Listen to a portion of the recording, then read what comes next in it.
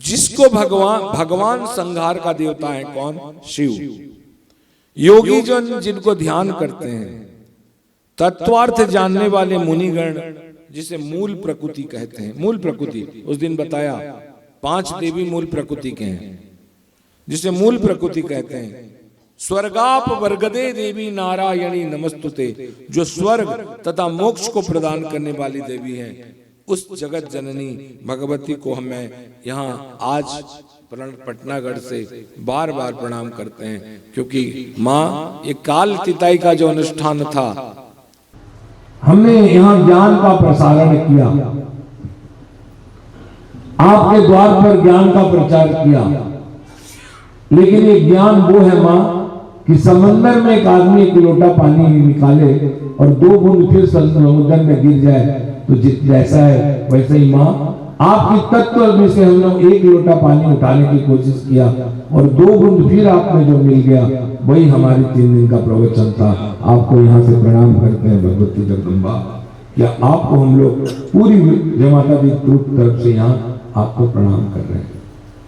अभी कहानी नहीं चल रही है, चलाएं, प्रणाम कर रहे हैं आपको।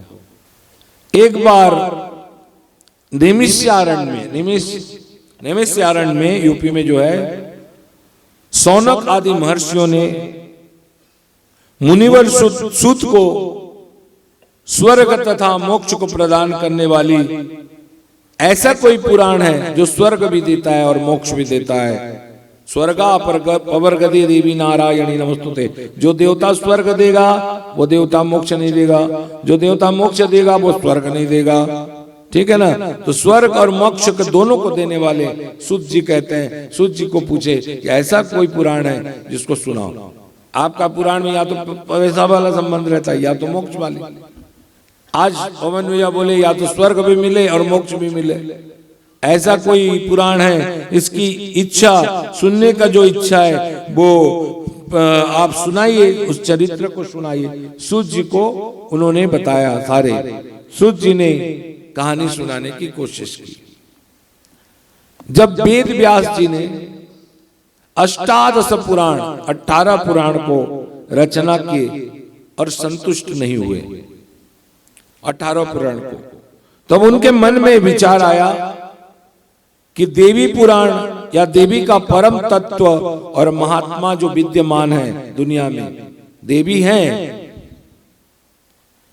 तो ये परम तत्व जो है, परम ज्ञानी महेश्वर भी जिस देवी तत्व को भली बातें नहीं जानते हैं, क्योंकि महेश्वर ही काली लोक को जाते हैं बस याद करके।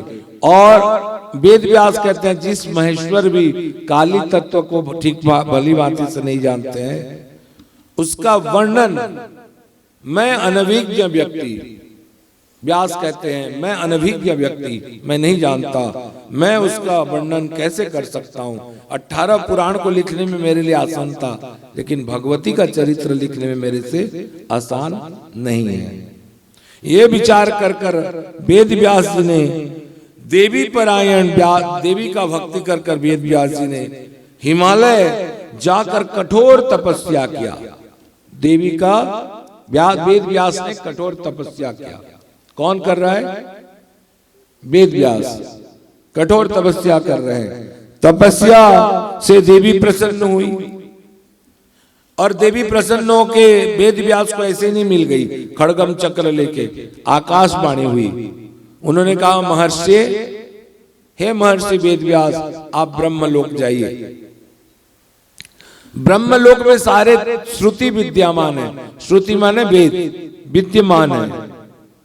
अगर आप तपस्या किए हो, इसके फल स्वरूप जब आप ब्रह्मलोक जाओगे तो ब्रह्मलोक में आपको मेरा दर्शन होगा और जो रहस्य आप जानना चाहते हैं मेरे बारे में, वहां आपको दर्शन भी होगा।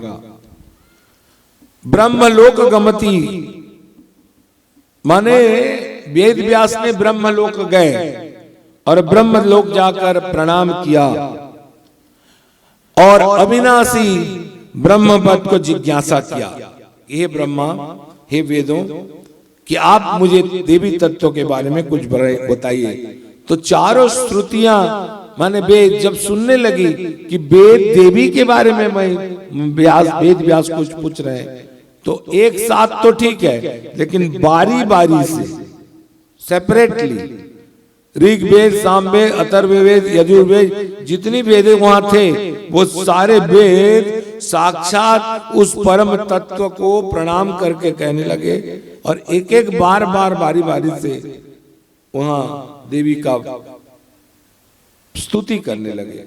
तो वेदों ने महर्षि वेद व्यास को कहा कि हे महर्षि, अभी हम माँ को स्तुति करेंगे और स्तुति के माध्यम से आप माँ का दर्शन कर पाएंगे। यह कहकर सारी स्तुतियां सच्चिदानंद स्वरूपिणी स्वरूपा सर्व देवमय मई सर्व परमेश्वरी को प्रणाम करके स्तवन किया। जगदम्बा ज्योति रूप में प्रकट हुई। किस रूप में? ज्योति, ज्वाला रूप में प्रकट हुई। उनका पहला स्वरूप ज्योति ही है। देवी का पहला स्वरूप है आकाशवाणी, नंबर 2 स्वरूप है ज्योति। ज्योति रूप में है ना। शेरावाली मैया मेरी आज न जाओ, भाग बगाओ मेरे मन में समाओ।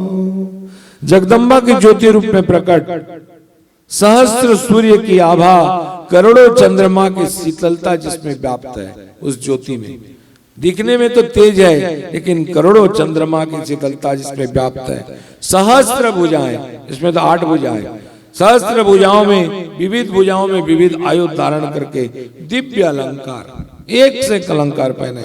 कभी विष्णु का रूप धारण कर रहे हैं, वही खुद कभी विष्णु का रूप धारण करके पार्श्व में लक्ष्मी बन के खड़ी हो जा रहे हैं, कभी राधा को रूप धारण कर ले रहे हैं, साइड में कृष्ण बन के खड़े हो जा रहे हैं, कभी शिव बन जा रहे हैं, साइड में पार्वती बन के खड़े हो जा रहे हैं, कभी इधर गौरी बन रहे हैं तो यहाँ कभी शंकर बन के खड़े हो जा रहे हैं, कभी सावित्री बन रहे हैं तो कभी इधर ब्रह्मा बन के खड़े हो जा रहे हैं। ये सर्वव्यापिनी है, सर्वव्यापिनी ब्रह्म स्वरूपिणी। ब्रह्म लोक में वेदों द्वारा स्तुति करने पर वेद व्यास को ये छवि दिखने लगे। भगवती व्यास देव जी का संशय को दूर किया। सगुण रूप में देवी विष्णु लक्ष्मी गौरी शंकर और ब्रह्मा सावित्री बनकर इसको तत्व को, तो उन्होंने कहा देवी मुझे प्रत्यक्ष दर्शन करना है। कौन कह रहा है? व्यास, कठोर तपस्या करने वाला। और हम लोग का देवी ऐसे ही दिखती रहती है ना, क्या चलते फिरते। थोड़ा जयकारा एक बार और करो।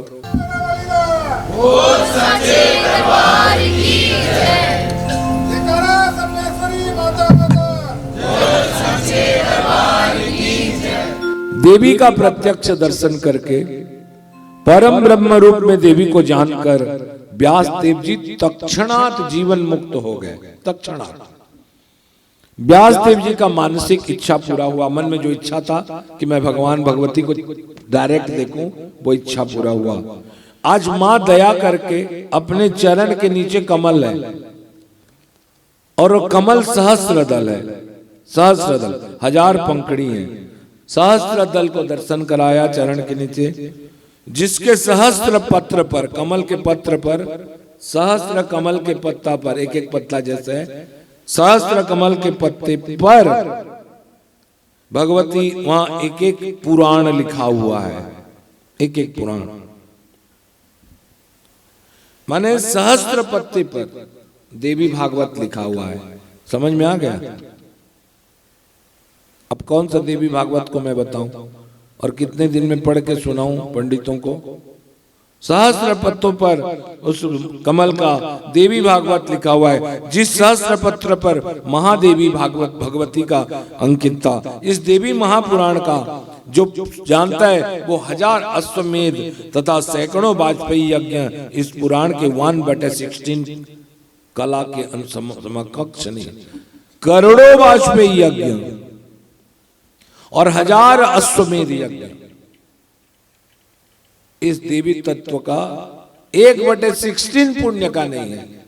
चलते चलते रहे, जीवन अगर साथ दिया तो आखिरी में एक बार देवी भागवत करते ही, देवी पुराण करते ही इस दुनिया से विसर्जन होंगे। इसलिए चलते रहे, चलते रहे। यूं तो तमाम उम्र कोई साथ नहीं देता, थोड़ी दूर तुम भी चलो।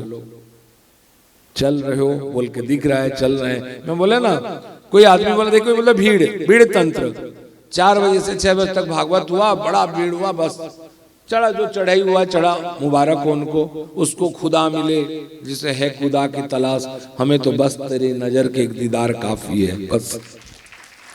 तो दीदार तो हो गया। तो एक बार छोटा सा कहानी है, एक मुर्गी ऐसे से, उसके 10-20 बच्चे इधर भाग रहे हैं उधर भाग रहे हैं, चूं ची कर रहे हैं। एक बार वहां से गाय एक गया, एक छोटी सी चूजा आके कहती, माँ कहाँ तुम फंसे हो, हमको क्या तुम सिखा रही हो, कितने बड़ी दुनिया है। वो गाय को देख के, एक गाय को, माँ क्या करती है, पंख में से ऐसे करके उनको पकड़ लेती है, बोलती बेटा हमारा दुनिया यही है, बस मैं हूं, अब मेरे साथ जो चल रहे हो वही हमारी दुनिया है, बाकी इसके बाहर में क्या कौन कर रहा है उससे मुझे कोई मतलब नहीं है, बस मेरा अपने दुनिया में हमको चलना है। ये दुनिया इतनी बड़ी है, कोई उस दुनिया को झांक नहीं सकता, झांकते झांकते समय खत्म हो जाएगा। बोल सच्चे दरबार की, आदि शक्ति जगन्नाथ की। देखो, दुर्लभम मानुषम देहम बहु जन्म सता परम प्राप्य तत्र सत्वदेहनम विफलम तस्य जीवनम। दुर्लभम मानुषम देहम, बड़े भाग मानुष तन पावा, सुर दुर्लभ सब संत न गावा। बड़े भाग्य से, जानते हो ये बार बार बोला जाता है, बड़े भाग्य से मनुष्य शरीर मिला है। कहाँ पहुंच रहे हो, शादी ब्याह, बच्चा, घर द्वार, चिकिर चाकिर, वो आह करके भैया ये भी जरूरी, जीजा जी बोलते हैं ये भी जरूरी है। हाँ ये भी जरूरी है। कोई पूछा वितरागी को भगवान जल्दी मिलते हैं कि संसारी व्यक्ति को जल्दी मिलते हैं? मैं कहता हूं संसारी भक्त को ज्यादा जल्दी मिलते हैं। और क्या ना, संसार में रहकर भी भगवती के ऊपर अपना समय में रहकर भगवती को याद करता है। हम लोग का तो काम है भगवती को याद करना। हम लोग से ज्यादा बड़ा संसारिक भक्त होता है जो संसार में चलता है। इसलिए संसार में रहो, डूबे रहो वहां, लेकिन अपना पूरा केंद्र भगवती में रहे। बोले तू ही है, बस तू ही है, बस तू ही, और कोई नहीं। चलता है संसार, शरीर चलेगा इस दुनिया में, कोई मामा बन के, कोई चाचा बन के, कोई सब रिश्ता निभाना पड़ेगा जितना मान पाओ। लेकिन सबका मैं हूं, लेकिन मेरा कोई नहीं, बस तू ही है, बस तू ही है, बस तू ही है। श्री कृष्ण को अपना साथी मानो। मैं बताया कलकत्ता में हमेशा बोलता था, दीवार पे लिख दो, क्या पवन भैया, बे ही मेरे हैं। क्या लिखना है? वही मेरे हैं बस, और कोई नहीं। बाकी तो सब मेरे हैं, मैं सबका हूं, मैं शोभू का हूं, मैं ऋचा का हूं, मैं आबा सबका हूं मैं, लेकिन वे ही मेरे हैं। माना बहुत है तो तू ही एक सब कुछ मोर, मेरो राधा रमण चित चोर, टुकड़े हूँ हमारी। तो ये भागवत सुनने के व्यास देव जी से एक ऋषि हुए, जैमिनी। क्या ऋषि? ये ऋषि को ज्यादा साउथ में ज्यादा इनको मानते हैं, जैमिनी ऋषि। जैमिनी ऋषि का बहुत आग्रह हुआ श्रवण की इच्छा के लिए, तो व्यास देव जी ने जैमिनी ऋषि को देवी भागवत का कथा सुनाया। सबसे पहला कहा, मनुष्य के शरीर अत्यंत दुर्लभ है, जिस महात्माओं को ये जो भगवती का महात्माओं को शरण नहीं किया, इसका जीवन व्यर्थ है। जिसको सुनकर मनुष्य में भक्ति और धर्म शून्य महान पापी भी मनुष्य देह इस लोक में पुनर्जन्म नहीं लेता। जो भगवती का चरित्र को सुनता है वो मनुष्य बहुत भाग्यशाली है। हम लोग का जीवन में करोड़ों जन्म का पुण्य उदय हुआ होगा जो हम लोग यहाँ 3 दिन तक भगवती का चरित्र कंटिन्यू सुन रहे। करोड़ों, नहीं जान पाता कोई पेपर नहीं लिख सकता, कोई आदमी नहीं बोल सकता, कुछ नहीं। सनातन धर्म में ऐसे ऐसे कोई चीज छिपा हुआ है जिसको कोई नहीं जानता, लेकिन धर्म में बहुत कुछ करके चला जाता है। बोल साचे दरबार की। ये कहते पापी मनुष्य भी देवी पुराण को सुनकर, ब्रह्म हत्या जैसे अगर कोई पाप किया हो भी देवी पुराण को सुनकर ब्रह्म हत्या के पाप से मुक्ति पा जाता है। दुर्गति तारक ब्रह्म स्वयं करने प्रयच्छति। देखिए पहले रामचरितमानस आया कि पहले व्यास देवी जी का लिखा हुआ जो चरित्र देखा हुआ वो आया? क्या आया? व्यास देव का सब कहानी को सब कोई लिखा है। तो उसी चीज को अगर आदमी जानता ही नहीं, कोई आदमी पंडित हो गया तो वो बोल देगा ऐसा ऐसा है। तो रामायण में कहता है कि बनारस में भगवान शंकर कान में तारक मंत्र क्या राम कहते हैं शिव जी, तो मनुष्य मुक्ति पाता है बोल के जितनी विधवा हैं जो भी हैं सबको बनारस में जाके छोड़ दिया जाता है या उनको जलाया जाता है। लेकिन शास्त्र कहता है क्या? संस्कृत शास्त्र कहता है दुर्गति तारकम ब्रह्मा। मनुष्य की दुर्गति है कि पुनर्जन्म में फिर वापस आना पड़ता है। दुर्गति तारक ब्रह्मम स्वयं करने प्रयच्छति। इस मंत्र को कोई चुराया है? तभी ना जाके सीधा भाषा में लिख दिया दुर्गति तारक ब्रह्मम स्वयं करने प्रयच्छति। कहते हैं कि यहाँ भगवान शंकर कान में दुर्गा कहते हैं। क्या कहते हैं? तारक ब्रह्म है दुर्गा।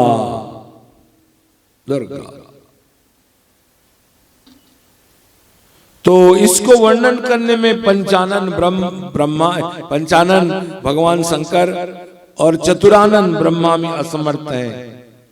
इनकी चरित्र मोक्ष और निर्वाण प्रदान करता है। भगवती का जितने भी मंत्र हैं सब एकमात्र बीज स्वरूपिणी है। मंत्र वाराणसी में शिव शास्त्र कहता, मैं इसको हिंदी में अनुवाद कर रहा हूं। वाराणसी में शिव स्वयं उन भगवती का ही ब्रह्म सर्व सज्ञक तारक मंत्र दुर्गा कान में कहते हुए मोक्ष पदार्थ को, मोक्ष पद को प्रदान करते हैं, जिसके लिए मनुष्य के साथ साथ पशु पक्षी भी बनारस में तर जाता है। पशु पक्षी, कीट पतंग, तुच्छ प्राणी भी जन्म मरण के बंधन से मुक्त हो जाता है। और जो ये बनारस में आके बनारस का कायाकल्प करता है उस मनुष्य की क्या पुण्य होगा बताओ? ठीक बात हो ना? जो मन बनारस की सुंदरता के लिए जो करता होगा कितनी बड़ी आदमी होगी। चलिए एक बार सुने तो आगे नेक्स्ट दौड़े। एक बार एक पहाड़ है जिसको बोलते हैं मंदरांचल। ये मंदरांचल पर्वत के नीचे सारे देवताओं और सब कोई खड़ा हो गया और भगवान विष्णु ने नारद से पूछा, ये भगवान विष्णु से भगवान नारद विष्णु भगवान से नारद ने पूछा कि अच्छा एक बात बताओ, आप हमारे स्वामी हो? बोले हाँ। भगवान शंकर हमारे स्वामी हैं? बोले हाँ। तो एक बात बताइए, शिव से पूछे कि शिव से ये पूछे आप नम्रता पूर्वक शिव ही प्रश्न करें कि मनुष्य का ज्ञान अहंकारी, उद्धत, दंभ और बिना शरणागत पाप बुद्धि लेकर प्रश्न करता है। देखिए इसको एलाबोरेट थोड़ा करें। हम लोग जब प्रश्न करते हैं, यहां नारद नम्रता पूर्वक विष्णु से, अब विष्णु नम्रता पूर्वक शिव से प्रश्न पूछ रहे हैं। और हम लोग जब प्रश्न पूछते हैं तो अंदर में ज्ञान रखे रहते हैं। अच्छा दादा वो बात बताइए तो? बोले कौन सा? उतना तो मुझे याद है, आगे के बात बताओ।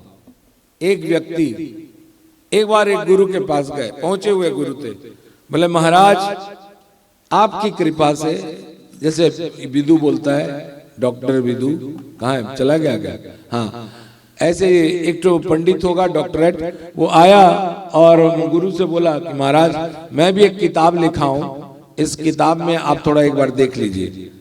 तो उन्होंने पूछा कितना, कैसा किताब है? बोले 1000 पन्ने का है। गुरु रख लिए।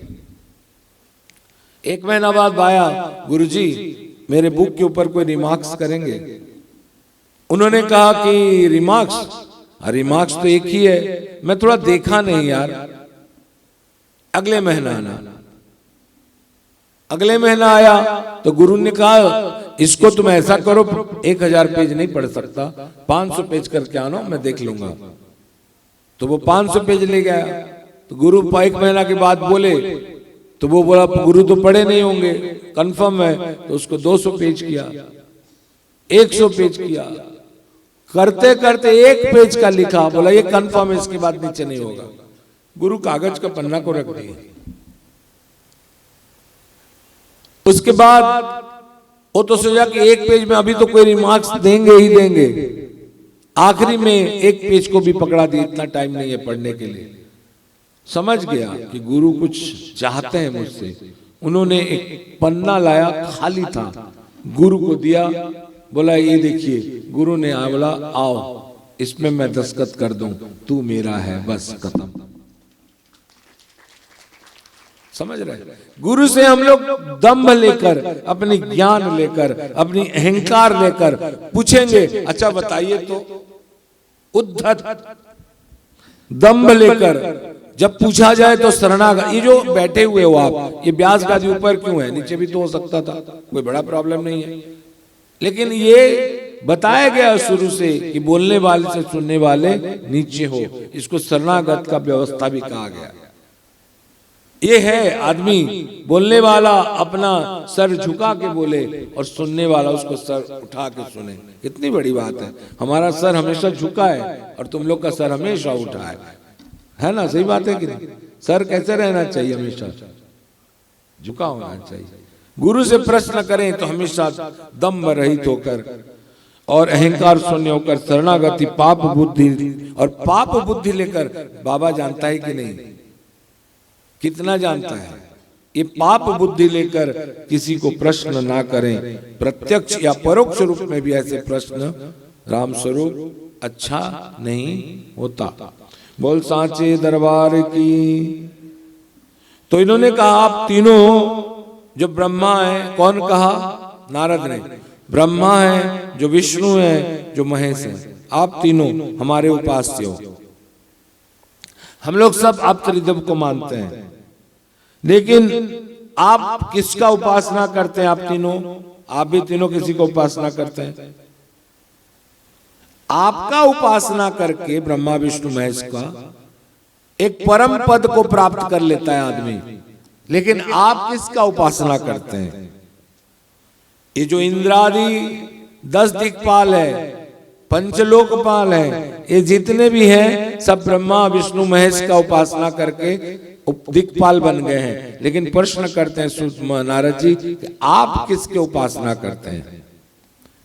आप सबका उपास्य देव है। कहां पूछ रहे हैं? मंदराचल पर्वत पर। कौन पूछ रहा है? नारद। किससे पूछ रहा है? शिव से। शिव किससे? विष्णु से। विष्णु किससे? नम्रता से, दम त्याग छोड़कर शरणागत लेकर पूछ रहे हैं। तो पूछ रहे नारद जी इनडायरेक्टली कि आपका उपास्य देव कौन है?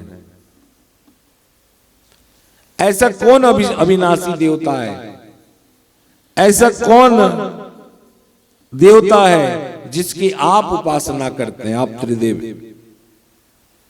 नारद जी का प्रश्न से त्रिदेव का प्रणाम किया और त्रिदेव का स्तवन किया। हे ब्रह्मा, हे विष्णु, हे पालक में, हे संहार करता महेश्वर, हमें बताइए।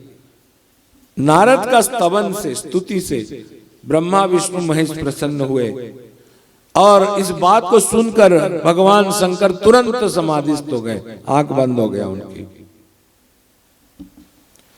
ब्रह्मा और विष्णु तो चुपचाप खड़े हुए हैं निर्विकार, लेकिन शंकर आंख बंद कर तुरंत परात पर ब्रह्म का दर्शन किया परात पर ब्रह्म का। और फिर भगवान शंकर बोले, बोले क्या बोले?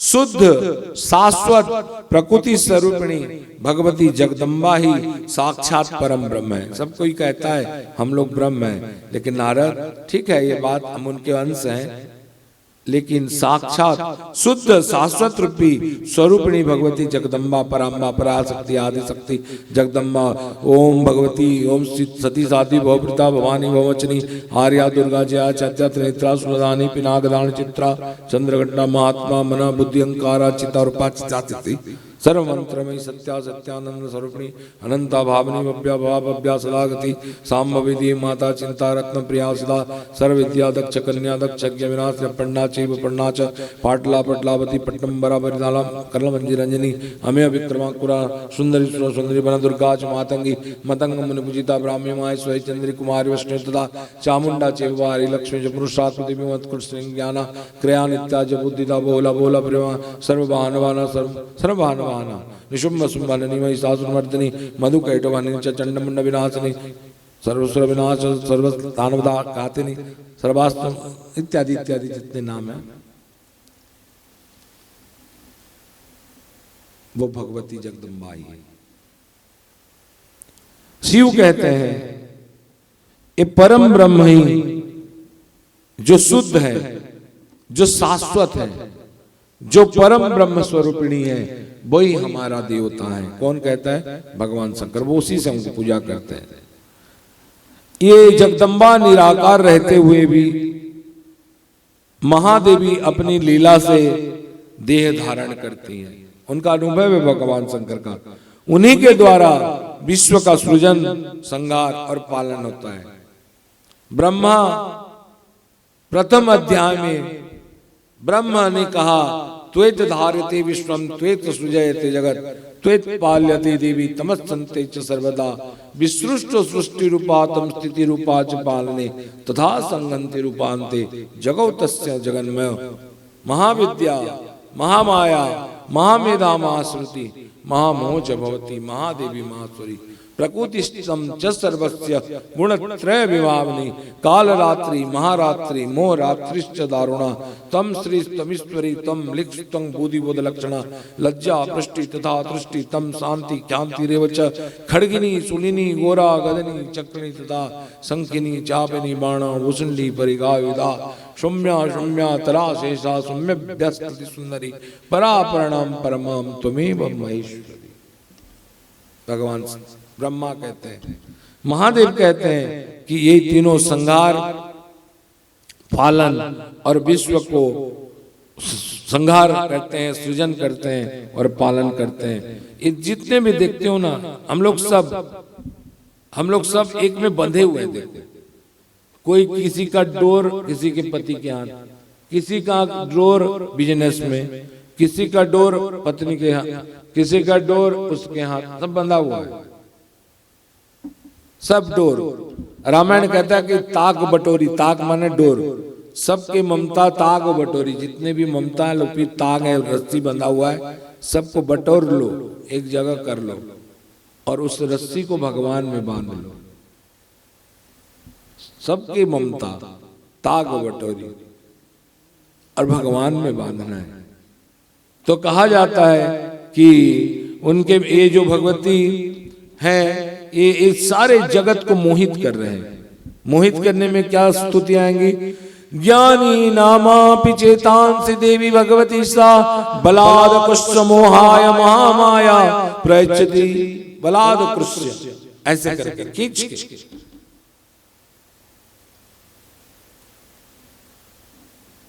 एक छोटा सा उदाहरण, एक बार पुराना हो गया है उदाहरण सब, और कौवा स्ट्रॉ में पानी पी लेता है, उसको छोटा छोटा गोड़ी पकाने की जरूरत नहीं होता है। समय बदल चुका है। पुरानी कहानी था ना, एक प्यासा कुआं था, वो एक मिट्टी के डब्बा में पानी गिरा, सब अब चला गया। कोई बच्चा बोला इतना मेहनत क्यों करता है, वो तो स्ट्रॉ लगा के पी लेता। बताओ, सही बात है।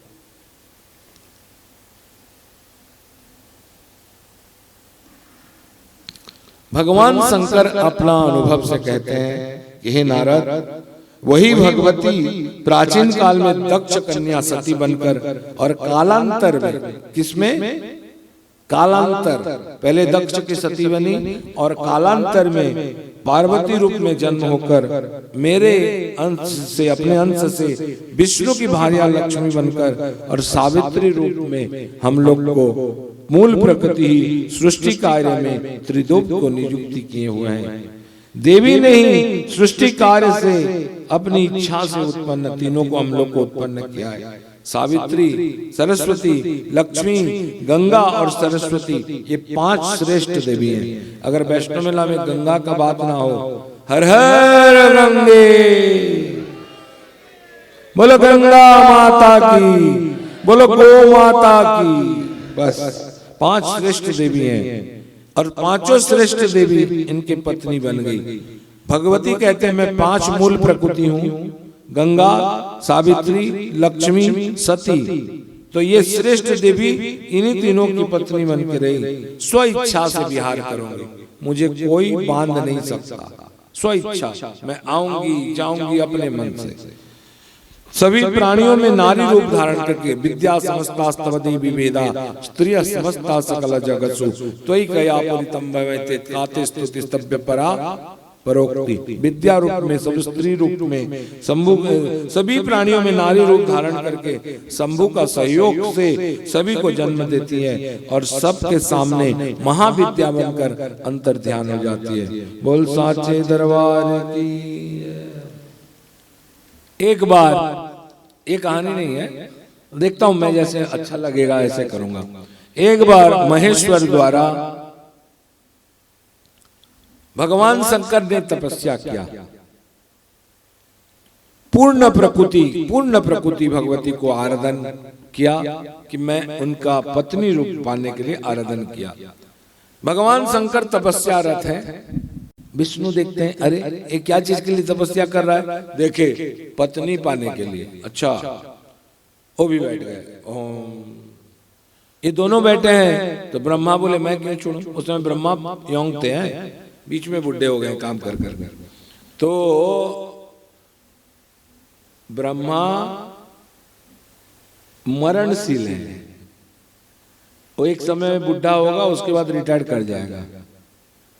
लेकिन शिव और विष्णु ये चलते हैं। समझ में आया ना? इसलिए ब्रह्मा का आखिरी तक एक तो बुढ़ा का रूप दिया गया है। तो ये दोनों तपस्या कर रहे थे, तो तीसरा भी बोला मैं भी तपस्या कर लूं।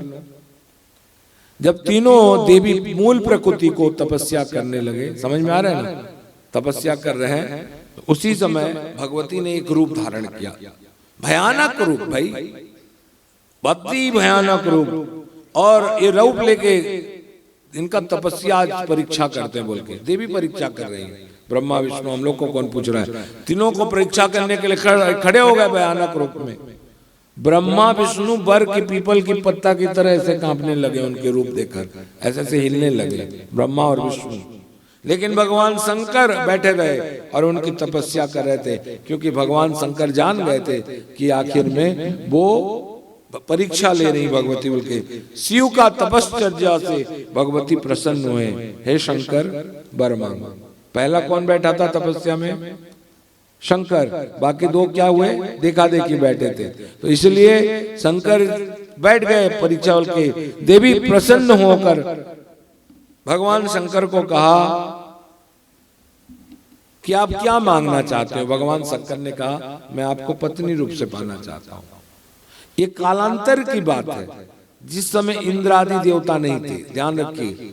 तो देवी प्रसन्न होकर आश्वासना दिया, बोले अभी तो नहीं होगा, लेकिन सुन लो आगे चल के मैं दक्ष प्रजापति के यहाँ अपनी माया से उत्पन्न होकर पूर्णा प्रकृति, ये सती कोई छोटा मोटा नहीं चीज नहीं थी, जो शक्ति थी वही शक्ति बन के आई, तभी ना उसका एक एक पिंड शक्ति पिंड बना है। पूर्णा प्रकृति, पूर्ण प्रकृति, ना आगे ना पीछे। भगवती कहते हैं मैं अपनी माया से दक्ष प्रजापति के यहाँ माया से उत्पन्न होकर पूर्णा प्रकृति ही मैं आपकी भार्या बनूंगी। जब देह के दक्ष के यहाँ देह अभिमान से दक्ष मुझे पुत्री समझने लगेगा और देह अभिमान से आप शिव का निंदा करेगा, अनादर होगा, तब मैं सबको विमोहित करके आपको भी विमोहित करके मैं अपने स्थान को चली आऊंगी। आपसे मेरा वियोग होगा शंकर, लेकिन आप भी मेरे वियोग से ठहर नहीं पाएंगे।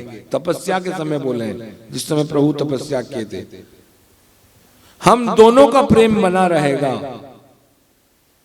मैं बताया था जब चले गए तो भगवती को भगवान शंकर ने कहा, मैं आपको अपने हृदय कमल पे आपका चरण कमल को ध्यान करता हूं, धारण करता हूं, और साक्षात शिवा वहां प्रकट हुई थी, उनके हृदय में, हृदय स्थान में वास कर रही थी। तब शिव प्रसन्न हुए वरदान सुनकर, प्रसन्न हुए। उसीलिए भगवान शंकर को सती मिले। पहले उस समय तक लक्ष्मी इत्यादि प्राप्त नहीं हुए थे विष्णु और ब्रह्मा को, समझ रहे ना, सती के समय। उसके बाद प्राप्त हुए, भगवान शंकर के बाद इनको बाकी लक्ष्मी इत्यादि सब प्राप्त हुए थे। एक कहानी बताया गया कि भगवान शंकर नहीं डरे, इसलिए देवी की परीक्षा में पास होने के कारण उनके यहाँ मूल प्रकृति, पूर्ण प्रकृति पत्नी बन के आई थी और बोल दी थी कि मैं अपनी माया से विमोहित करूंगी, क्योंकि दक्ष देह अभिमान करेगा, मुझे पुत्री मानकर आपकी निंदा करेगा शंकर, तो मैं चली आऊंगी, लेकिन आप और मेरा प्रेम बना रहेगा। और आप और मेरा जो प्रेम बना रहेगा, क्योंकि आप अपने हृदय कमल पर मेरा चमरण कमल को ध्यान करते रहेंगे। कहाँ करना है? पारस हृदय कमल पर। समझो, ये भगवान के थ्रू हम लोग को समझाया जाता है। अब चलो मेन टॉपिक पे आए, चले आखिरी की ओर चलते बढ़ते हैं। 15 मिनट टाइम है ना, टाइम है, मैं अगर बोल पाऊंगा तो बोल रहा हूं। देखिए, वैसे तो वृंदावन में शक्तिपीठ है, वृंदावन एक कात्यायनी, आप लोग सब जानते हो। बंसी बजा में भी मैंने कहा था कि वृंदावन में सारे गोपियों ने कात्यायनी का देवी का पूजा किया। ओम कात्यायनी महामाये महायोगिनी धीश्वरी नंद गोप सुतम देवी पति में कुरुते नमः। प्रथमं शैलपुत्री तद्वितीयं ब्रह्मचारिणी तृतीयं चंद्रघंटेति चतुर्थ कुष्मांडेति चतुर्थकं पंचमं सद्दमातेति षष्ठम कात्यायनीति च। छठवां दिन का जो देवी है वो कात्यायनी है। वैसे वृंदावन का देवी कात्यायनी देवी है, बताऊं थोड़ा थोड़ा आगे। लेकिन अभी हम लोग क्या बोले, क्या माता आज बताया ना, ओम ऐं क्लीं क्लीं क्या बिच्चे चामुंडा है बिच्चे। सबको चामुंडा चामुंडा करते रहे पंडित जी लोग, आज करते रहे ना, चामुंडा नमः।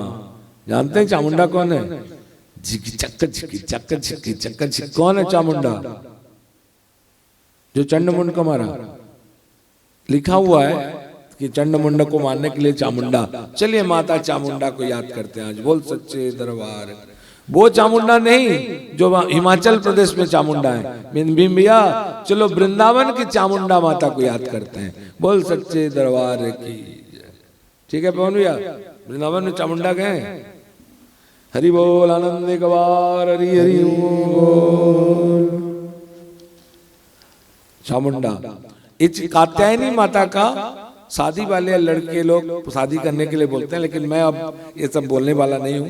किसी का लड़की मिले, किसी का लड़का मिले, क्या मंत्र से लड़की लड़का मिलेगा हो? एक बार गुरु के शरण में जाओ, सब कुछ, केवल शरण में जाओ तो वो खाली पन्ना लेके जाओ, अहंकार लेके नहीं, दम्भ लेके नहीं, ज्ञान लेके नहीं, ज्ञान लेके नहीं, खाली पन्ना लेके जाओ, दस्तखत वही करेंगे। जब तक ये सब है, शरणागति नहीं है, तो गुरु कुछ नहीं करने वाला, कुछ भी नहीं करता, साइलेंट, एकदम नीरव दृष्टा होके बैठता है। जब तक भगवान के पास आओगे, जब तक हम लोग में कुछ है, तब तक शरणागति नहीं होती। पूरा कंप्लीट सरेंडर चाहिए। इसलिए चामुंडा का आज वृंदावन में चरित्र कहते हुए हम लोग एक कहानी को आखिरी की ओर मोड़ रहे हैं। आप लोग सब सावधान होके इस कहानी को सुनने के लिए तैयार हो जाए। एक बार भगवान शंकर ने, शिव ने पार्वती को चामुंडा, उन्होंने कहा देखो राधा रानी का पूरा वृंदावन में छाया हुआ है, इसके बाद कोई शक्ति तत्व है? तब भगवान ने शक्ति तत्व को बताया, हाँ है। जब राधा रानी भी नहीं आई थी वृंदावन में, तब कात्यायनी का पूजा राधा रानी ने किया। उनसे पहले भी कोई शक्तिपीठ है? बोले कोई शक्ति पूजा पा रही थी? बोले हाँ। बोले कौन? बोले कात्यायनी। कात्यायनी पा रहे थे? हाँ। तो कोई आप बोले अभी कुछ देर पहले कि वहां शक्तिपीठ था 51 शक्तिपीठ का? बोला हाँ। लेकिन वो पूजा नहीं पा रहा था? बोला नहीं। तो आखिर उसको स्थापित कौन किया? जब तक स्थापित नहीं होता है तब तक शक्तिपिंड का कोई फायदा नहीं है। चलो कौन स्थापित किया और कौन इसका नाम हुआ, चलो धीरे धीरे इसका। जैसे राधा ने माला जपी श्याम की, मैं ओढ़ी चुनरिया तेरे नाम की। जैसे राधा ने माला जपी, करवा वो जैसे राधा ने माला जपी श्याम की, मैं ओढ़ी चुनरिया तेरे नाम की। तेरे नाम की रे गाना, तेरे नाम की। राधा ने माला जपी श्याम की, मैं ओढ़ी चुनरिया तेरे नाम की।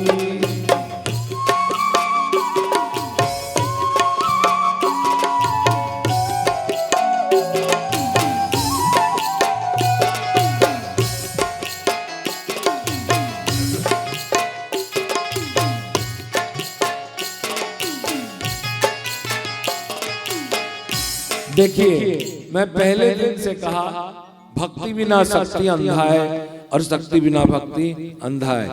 शक्ति और भक्ति का एक जमावट का केंद्र जो है वो है ब्रजमंडल। भक्ति रूपिणी राधा और शक्ति रूपिणी जगदम्बा वहां प्रत्यक्ष। तो बोलते हैं कि नहीं नहीं ये सब नहीं है, केवल वाना है। भागवत का 10वां स्कंद का 34वां अध्याय में ये बताया गया है अनुसार कि एक बार नंद बाबा आगे चले और उनके नेतृत्व में सभी ब्रज गोपीजन, ब्रज गोपी माने समझ रहे, सब ब्रज गोपीजन बैलगाड़ी पर चढ़कर, शब्द आता है बैलगाड़ी पर चढ़कर भगवती को जात देने गए। जात एक शब्द ध्यान रखिएगा, वहां पूछ लेंगे। आज भी जात देने जाते हैं, वहां जात देने गए।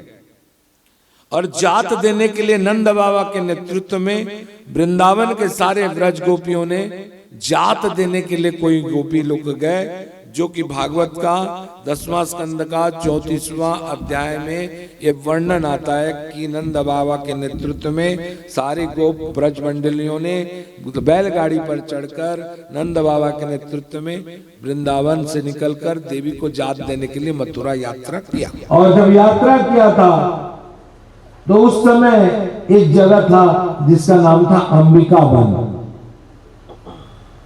अंबिका वन में सरस्वती नदी बह रही थी और उस सरस्वती के नदी के साइड में एक मंदिर था जिसका नाम था भूतेश्वर। आज भी है भूतेश्वर, एक स्टेशन बन गया अभी। और यहां का जगदम्बा जो है जिसका नाम है चामड़, बोलिए।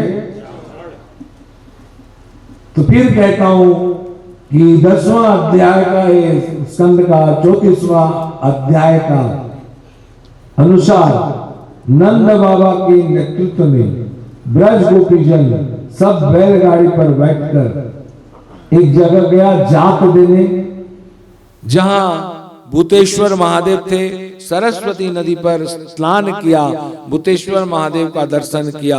जहां अंबिका वन के पास सरस्वती नदी बह रही थी, वहां स्नान किया उतरकर। और स्नान करके भूतेश्वर को पूजा किया।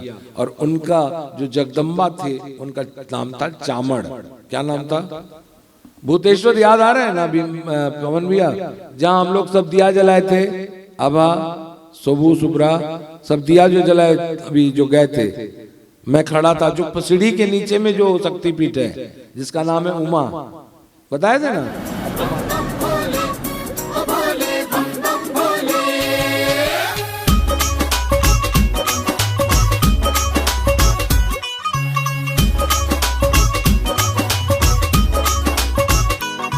शिव शंकर डमरू वाले मेरा सहारा तू है, शिव शंकर डमरू वाले मेरा सहारा तू है। तेनू होणगे लख प्यारे, तेनू होणगे लख प्यारे, मेरा सहारा तू है। शिव शंकर डमरू वाले मेरा सहारा तू है, शिव शंकर डमरू वाले मेरा सहारा तू है।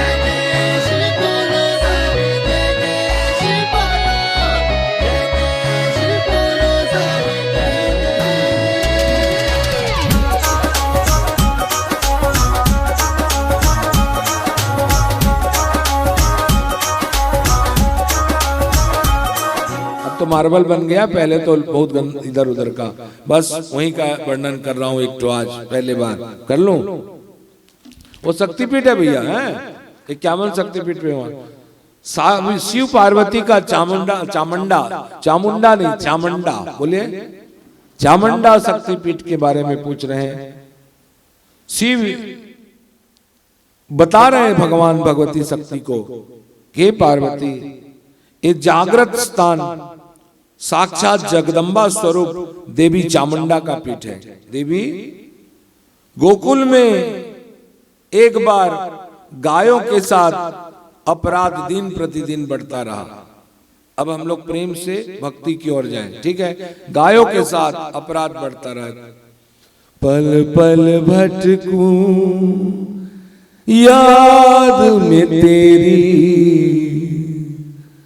बन बन भटकूं राह में तेरी, तेरी धूली बिसरी यादें हमको राह भुलाए, कहीं रहा न जाए हो तेरी धूली बिसरी। तोता तोता श्याम से कहना, तोता तोता श्याम से कहना, अरे कहना बिन तेरे मुश्किल है अब जिंदा रहना। तोता तोता श्याम से कहना, वो तोता तोता श्याम से कहना।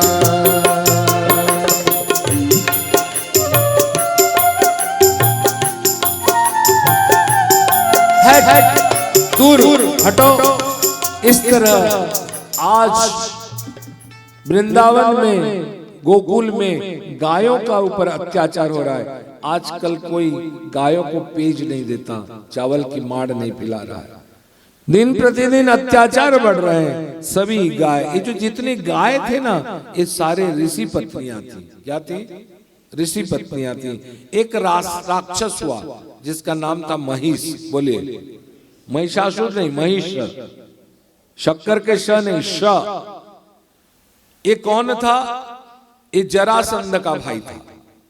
देखिए, एक बार त्रेता युग का वर्णन किया, इसके ऊपर और वर्णन किया।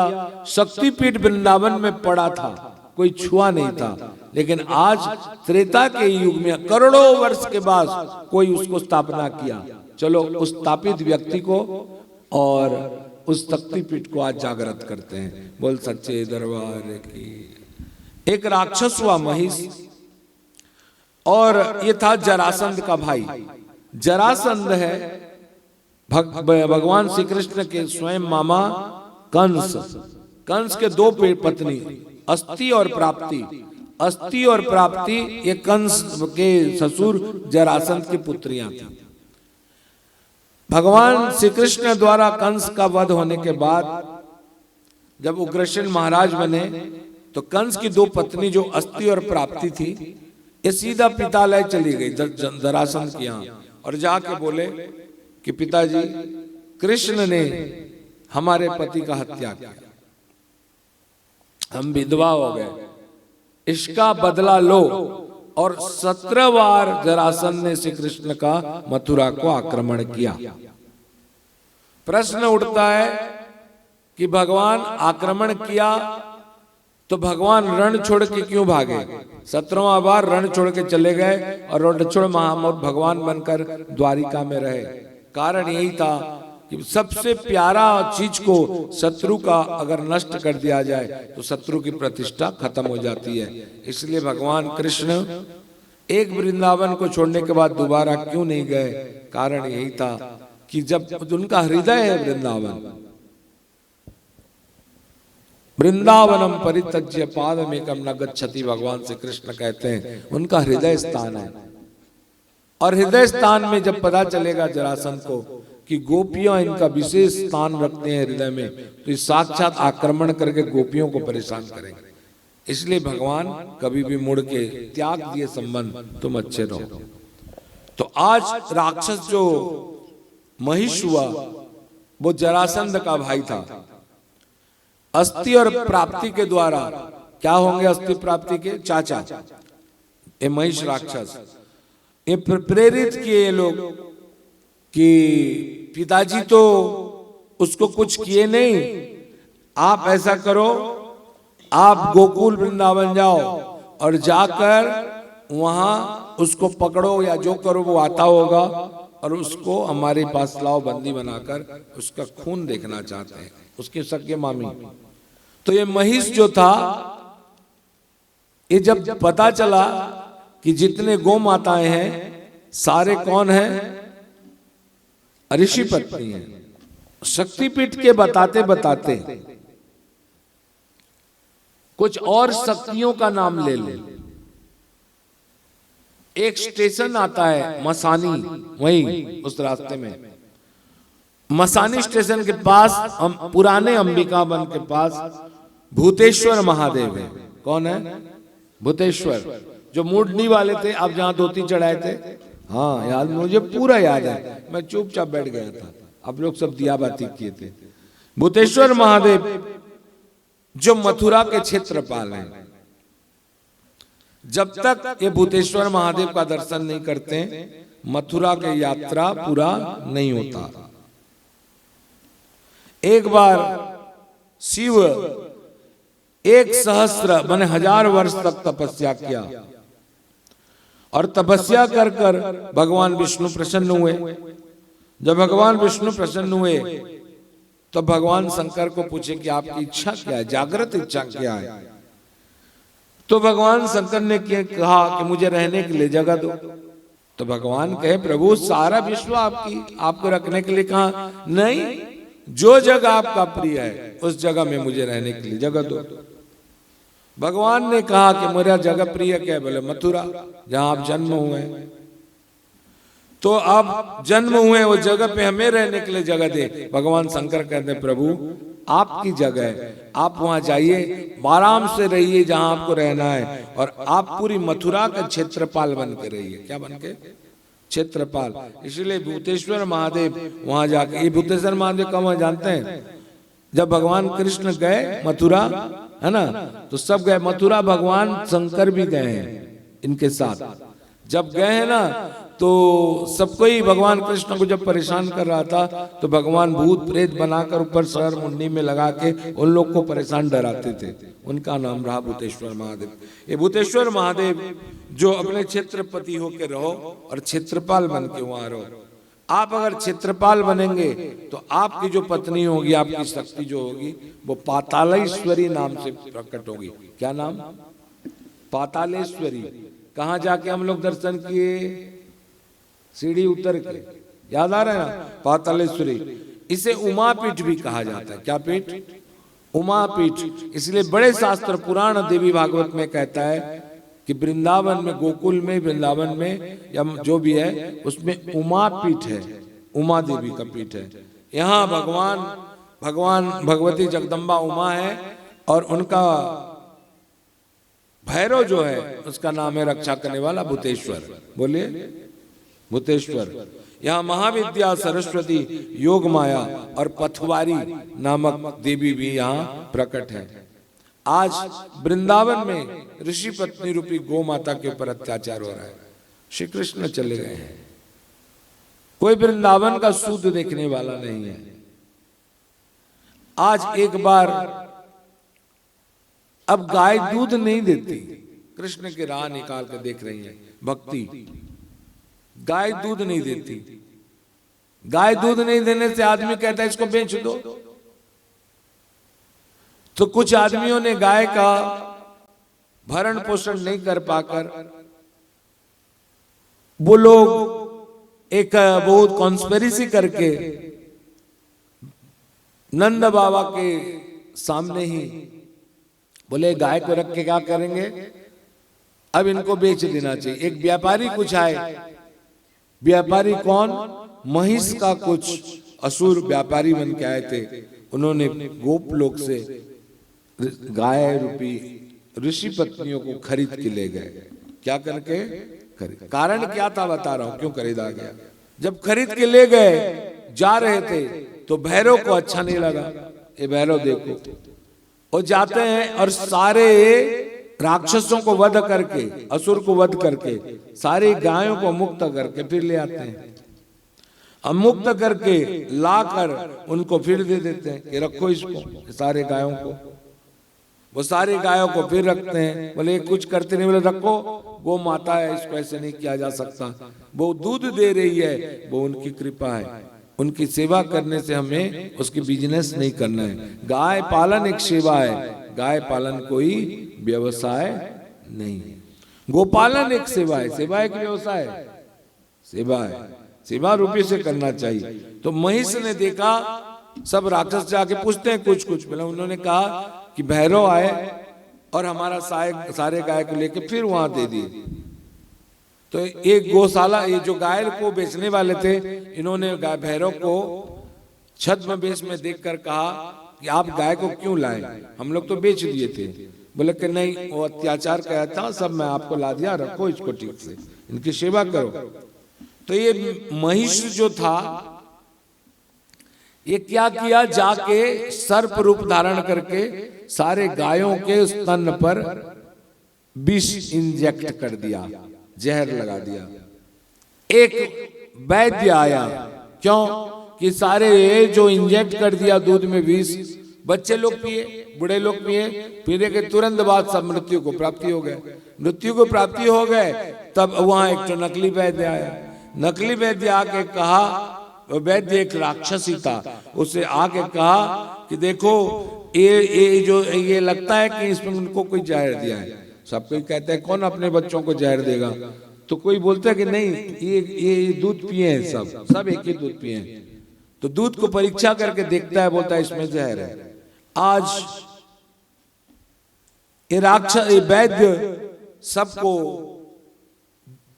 जहर पिला दिया और अपने ही वैद्य बन के सबको बताया कि दूध में जहर था। भैरव रक्षा करता, भैरव समझ नहीं पाए, तुरंत पहुंचते हैं एक छद्म वेश जो गाय को मुक्त किए थे उसी रूप में, और पूछते हैं सुविधा क्या है। तब उन्होंने कहा कि ऐसे ऐसे हमारे सारे पुत्र पुत्रियां इसका वो खाकर खत्म हो गए, मृत्यु को प्राप्त हुए।